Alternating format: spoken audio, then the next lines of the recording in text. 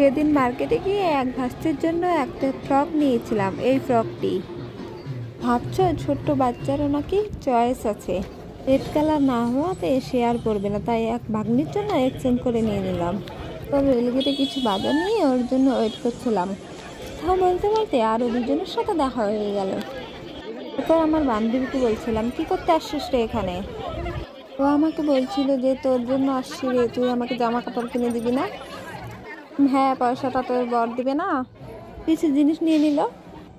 সেখান থেকে আমন্ত্রণে গিয়ে পুজোর জন্য একটা সুতির শাড়ি নিয়ে নিলাম। পুজো পুজো ভাব, টাকার অভাব। পুজো পুজো ভাব, ঘুরতে নিয়ে যাওয়ার লোকের অভাব। আমাদের বা মেয়েদের তো একদিনে পুজোর শপিং হয়ই না। চুল ঘুরু ঘুরু করে খেয়ে নিলাম।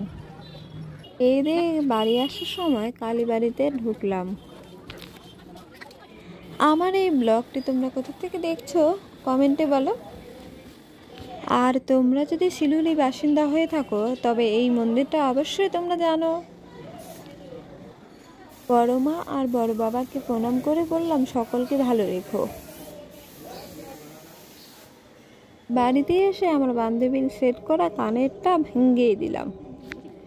আসলে কি হয়েছিল যে কানেরটা না বাঁকা ছিল, তাই আমি সোজা করতে গিয়ে ভেঙে গিয়েছিল। এর শুরুতেই আমি বলেছিলাম যে ভাস্তিটা ড্রেসটা পরবে না। ভাবতে পেরেছো কি বাচ্চাটি সে কি খুশি এখন রেড কালার ড্রেস পরে। তিনি এক বস্তা কাপড় নিয়ে বায়না ধরছিল আমাকে করে দে করে দে।